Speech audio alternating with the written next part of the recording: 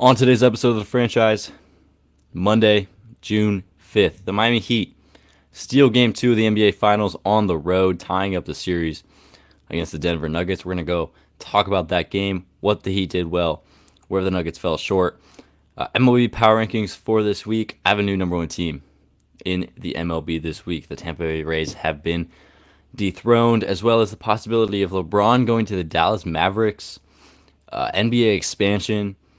And then I'm going to talk about this new number one team in baseball and what they do so well, and how they've been so good at least to this point in the MLB season. Before we get into the episode, YouTube, Spotify, Apple Podcasts, Amazon Music, it's where you can watch or listen to the franchise.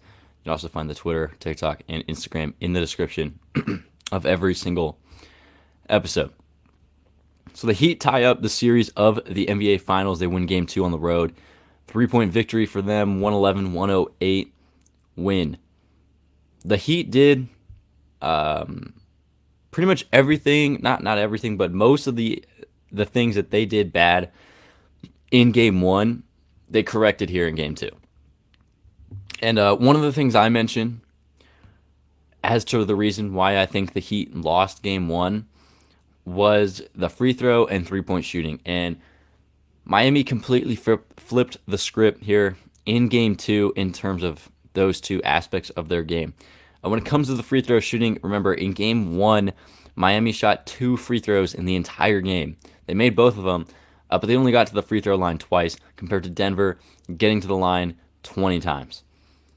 So if your opponent is getting to the line 18 more times than you for some easy shots, and they end up making 16 of the 20 free throws, you're most likely going to lose, especially when you shoot 33% from 3. I know Denver in Game 1 shot worse from deep, but they got more contributions on the offensive end. They also got more free throw opportunities. But here in Game 2, Miami, they get to the free throw line 20 times. They were more aggressive. They were able to draw more fouls, and then they were also able to hit their free throws. They shot 90% from the line in this game. And then also it was the three-point shot for them as well. Like I mentioned, 33% shooting from deep in Game 1. Transition that over to Game 2, they shoot 48.6% from 3.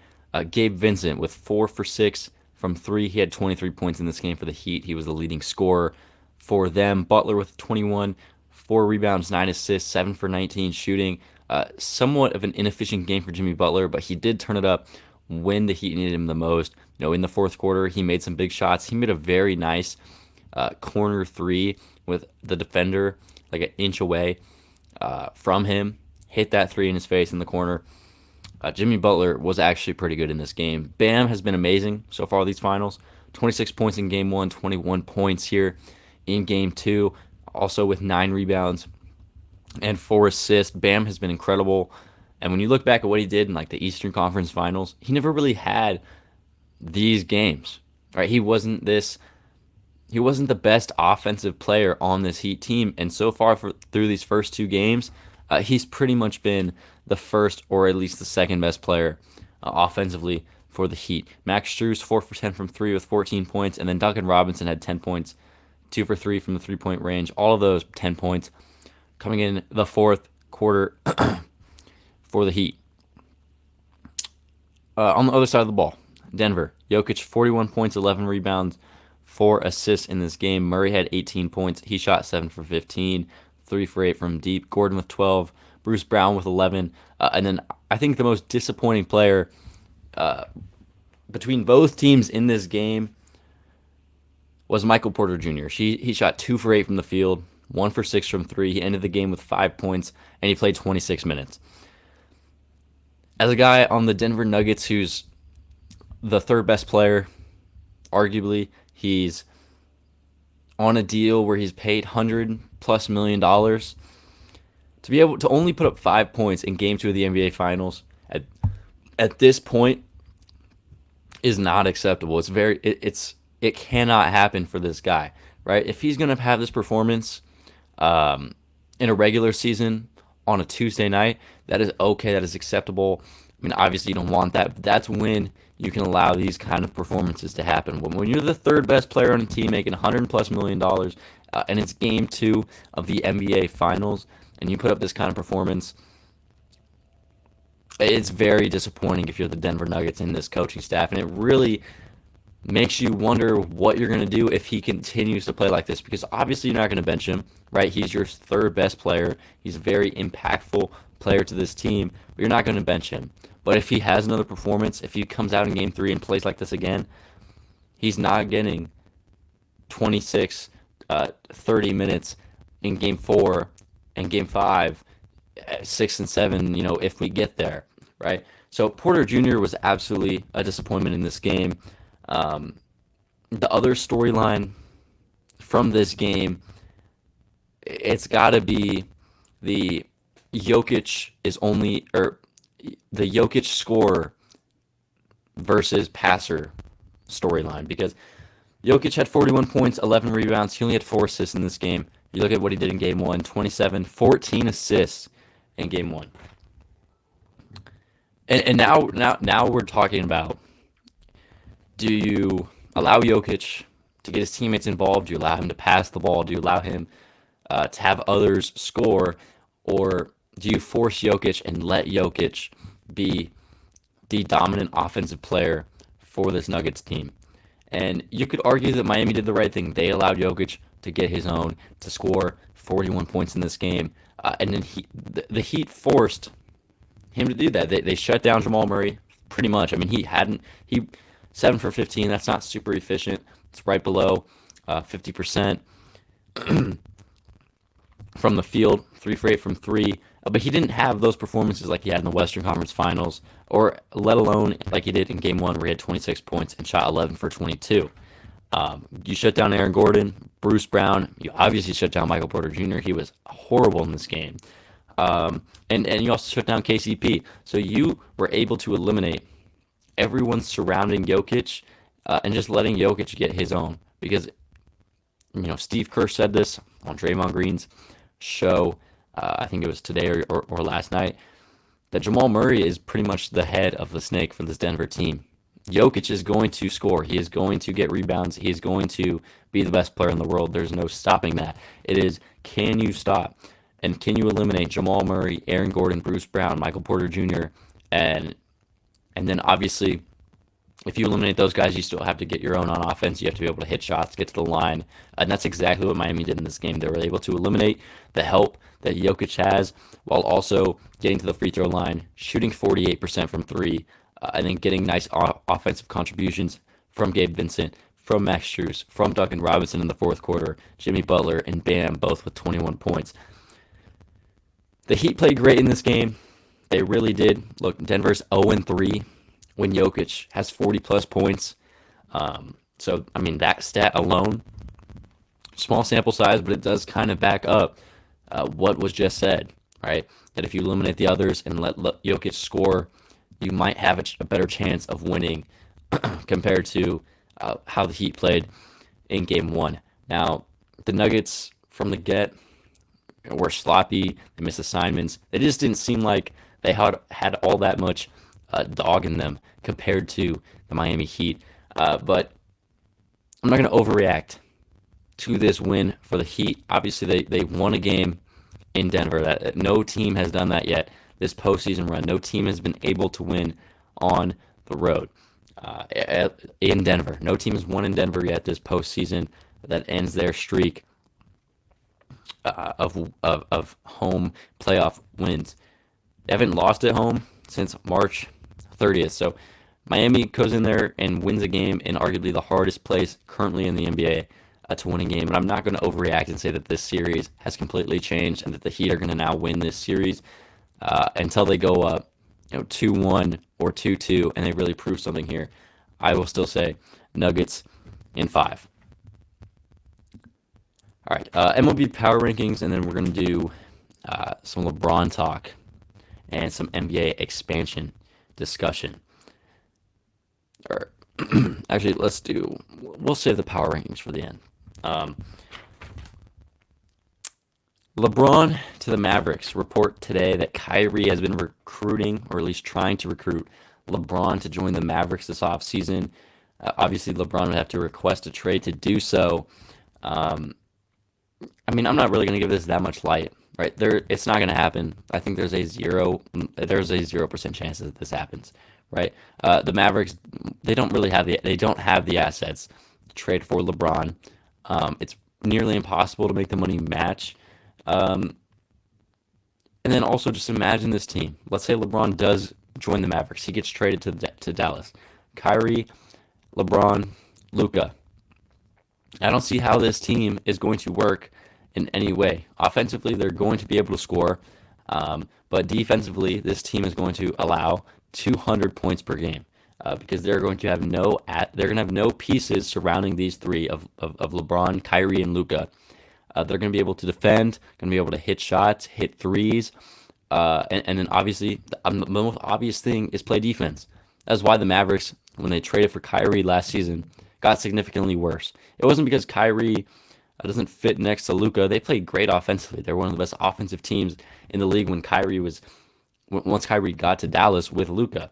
It's just that those two are so bad defensively, and you traded all of your defensive assets to Brooklyn to get Kyrie Irving.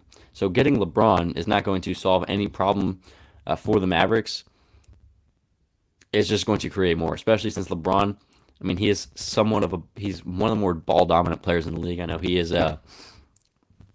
He does get his teammates involved, but he's still pretty ball dominant. Kyrie and Luca, extremely ball dominant players. So I don't see this happening. I'm not really going to entertain the possibility that LeBron goes to Dallas as much as Kyrie potentially going to the Lakers, which I think is a much more higher possibility. I'd say that's about probably like a 45-50% chance that Kyrie is a Laker. I think this report is just a silly one. I mean, there's no way LeBron. There's no way this will not happen. There's a 0% chance that this happens. LeBron to Dallas Mavericks. Adam Silver talked about NBA expansion. They're going to start talking about that next spring after the new CBA. I wrote down a few cities here. I think I wrote 2, 4, or 3, 6, 7, 8. I wrote down 8 cities here that I think you could somewhat say are going to be in the expansion conversation. I put San Diego, Pittsburgh, St. Louis, Louisville, Kansas City, and Mexico City. And then obviously St. Louis and Seattle and Las Vegas. I think Seattle and Las Vegas are the front runners. I think they're the only 2 cities that really make sense for NBA expansion. I mean, Seattle's obviously going to get a team, right? That is the one spot where you could say every person in that region wants the Sonics to come back. I mean, they have the support and the arena for an NBA team. And then for Vegas, it's arguably it is the hottest market to add a professional sports team right now. I mean, the A's most likely going to be moving there. The Raiders are there. The Golden Knights have had tons of success in Las Vegas. So I think it only makes sense for the NBA to go out there and test the market. They have an arena available right now at T-Mobile Arena. And if not, you have the opportunity to build one of the best NBA arenas and facilities in the entire world right there in Vegas. So I think those are the 2 front runners. I think those 2 are basically 85%, or I think Seattle's a lock to get an expansion team, and I'd say Vegas is very, very close to being a confirmed expansion site. And then the other ones, San Diego, they used to have the Clippers. I don't see another team, getting added to California though. Pittsburgh, they have, 3 out of the 4 professional sports teams already. Louisville, great basketball town, although they're more of a college basketball scene right now. St. Louis, Kansas City, 2 markets in the middle, and then obviously the NBA has been going a lot to Mexico City, but I don't see that one happening because the travel distance is so far to get to Mexico City, and also the altitude there is basically triple Denver, which is the highest current altitude in the NBA. So I think Seattle and Las Vegas. I mean, I think you could pretty much inscribe those in stone. Those are going to be the expansion cities. I don't see another city really popping up that is going to try and go and get the next NBA expansion team. Texas Rangers, and this is going to lead into the MLB Power Rankings. The number 1 team in baseball in my new MLB Power Rankings is the Texas Rangers. They moved up 1 spot from last week. They are 38-20 on the season, 8-2 in their last 10. They have the best run differential in baseball, 152. They swept the Mariners and took 2 out of 3 from the Tigers last week. But I want to talk a lot more about them. Why did I put them above the Rays, who have the best record in baseball at 42-19? This Rangers team arguably has the best offense and best pitching staff in the game. I think offense is not debatable. They have the best offense currently in baseball. They're second in OPS at 806. They're first in average, first in on base, and they're second in slugging. They're ninth in homers with 77 home runs this season. They're 18th in strikeouts and walks. They're currently on a 106 win pace so far this season. And then on their pitching staff is absolutely incredible. Their rotation has a 3.20 ERA, and then as an entire staff, including bullpen, they have a 3.65 ERA. That's third in Major League Baseball. They're second in WHIP at a 1.19. They are 24th in strikeouts, but they are sixth in opponent batting average. Opponents are hitting 236 against this Rangers pitching staff. Offensively, Marcus Semien is right now probably top 5 in AL MVP conversation. He's going to be the starting second baseman for the American League in the All-Star game. I don't see how he gets out of that spot unless he plays absolutely horrible over the next month and a half. He has 73 hits, 303 average, 877 OPS, 9 homers. Josh Young, the rookie, 12 homers, 861 OPS this season. Jonah Heim, 7 homers, 823 OPS. Adolis Garcia with an 814 OPS and 14 homers. And Corey Seager, who missed about a month of baseball, he's only played 27 games so far, has been extremely hot since he's came off of the IL. 6 homers, 349 average, and a 1,000 OPS. And this pitching staff for the Rangers is just as good as the lineup. Look, they spent so much money this offseason. I mean, pretty much over the past 2 offseasons. 2 years ago, they brought in Semien, they brought in Seager, and they brought in John Gray. In this offseason, they bring in Eovaldi, they bring in Heaney, and they bring in Jacob deGrom. And Eovaldi, over the last month, has probably been the best pitcher on the planet. I put him as my pitcher for the month, my MLB pitcher of the month for May. 8-2 record on the year, 2.24 ERA, 0.93 WHIP, and 77 strikeouts. Heaney with 60 Ks, a 1.26 WHIP, and a 4 ERA. John Gray has been incredible in the month of May, 6-1 record on the year with a 2.51 ERA, 51 strikeouts, a 1.04 WHIP. deGrom has only played 6 games. He's been out since April, but he should be coming back soon. He has a 2.67 ERA with 45 Ks and a .76 WHIP. This bullpen is great for them. Dane Dunning has been getting some starts, but usually coming out of the pen. Will Smith has about 10 saves this season. This Rangers team, the lineup is the best lineup in baseball. Every guy, 1 through 9, and those bench pieces are able to hit the ball, get on base, drive in runs. They're the best offense in baseball, and this pitching rotation is incredible. This starting rotation in particular, they put so much money into it this offseason, and then obviously bringing in John Gray the year before. They used to have one of the worst rotations in the game probably like 2 years ago, and now with deGrom, who hasn't even pitched this season, so we don't have to mention him because he's only pitched 6 games this season. He really hasn't been there. Eovaldi, Gray, and Heaney. Martin Perez is still there. He's been okay so far this season. But Eovaldi and Gray have been absolutely dominant. Great acquisitions over the last few seasons. And then once they do get deGrom back, if he's able to stay healthy and if he's able to pitch like he has been, when he is healthy, like he has this season, this Rangers team is elite. They're absolutely elite. And that is why I have them as the number 1 team in baseball. Continuing here with the rest of the rankings, the Rays do fall down to number 2. They still have the best record in the game, 42-19 record, 6-4 in their last 10. They won the series against the Red Sox. They did lose the series against the Cubs. I would basically call this 1A and 1B. I think the Rangers are 1A and the Rays are 1B. The Rays are not moving down based on anything that they've done. They've been great this season all year long. They have been incredible. They are able to pitch. They're able to hit. They're able to field. The Rays are incredible. I just have the Rangers. I think the Rangers are the better team right now at this moment. So Rangers 1, Rays 2. The Astros are at 3, staying put from last week. They're 35-24 on the season, 7-3 in their last 10. Won the series against the Angels, taking 3 out of 4 games. They did lose the series to the Minnesota Twins, though, winning only one of the 3 games. The Yankees are at 4, 36 and 25. They're up 3 spots from last Monday. 2 out of 3 games against the Dodgers. They won the series against the Dodgers. What an incredible series. Aaron Judge is going to win the MVP. I know before the year I said Shohei because of his, he's the best. He's arguably one of the best pitchers and one of the best hitters on the planet. But Aaron Judge is replicating what he did last season, where he won the MVP and was the best offensive player in every single statistic. And he's basically doing that again. So the Yankees are at number 4. 5 is the Atlanta Braves, 35 and 24 record. They are down a spot from last week. Won the series versus the Diamondbacks, but they lost the series to the Oakland A's. And that is, how are you going to lose a series to the Oakland A's, the worst professional baseball team ever assembled? The Orioles, 6, 37 and 22 record, down a spot from last week. Won the series versus the Giants, lost versus Cleveland. The Diamondbacks sit at 7, 35 and 25 record, lost the series to the Braves, swept the Colorado Rockies. The Dodgers sit at 8, they're down 2 spots.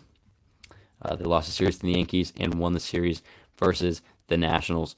I think this Diamondbacks-Dodgers race throughout the season is going to be incredible. I thought the Diamondbacks were going to be a sneaky team to potentially have a breakout year and get into the postseason. I just didn't expect them to be this good, this fast. Corbin Carroll already has the NL Rookie of the Year unlocked. The Blue Jays are at 8. They finally make it back into the top 10. They're at they moved up 6 spots. And the Pirates also make it back into the top 10. They move up 8 spots. They have a 31 and 27 record on the season. Going through the rest here, the Brewers are at 11, no change from last week. The Marlins at 12 with no change. The Twins are at 13, up 3 spots. The Red Sox at 14, down 5. Angels, they're at 15, down 2 spots. The Mets, 16, up a spot. Giants, 17, down 3. The Mariners, who were in the top 10 last week for the first time all season, fall down 8 spots to number 18. 19, Cleveland, up 6. 20 is the Padres, up 1. 21 is the Phillies, down 1. The Cubs sit at 22. Tigers at 23. White Sox at 24. Reds at 25. Rockies at 26. Nationals 27. Cardinals 28. And then the Royals and A's stay put at 29 and 30 as the A's continue to be the worst baseball team ever assembled. I think the best single A baseball team in the minor leagues, whatever team that is, I think they could actually beat the Oakland A's in a best of 7 series. The A's are horrible. They are so bad. That's going to do it for this episode of the franchise. MLB Power Rankings. We talked about the Heat finals, Game 2, and then, the LeBron James to Dallas Mavericks rumors. We'll be back later this week, tomorrow, potentially. But we'll be back this week with some more episodes of the franchise. YouTube, Spotify, Apple Podcasts, Amazon Music. Like, share, comment, subscribe. And we'll see you guys later.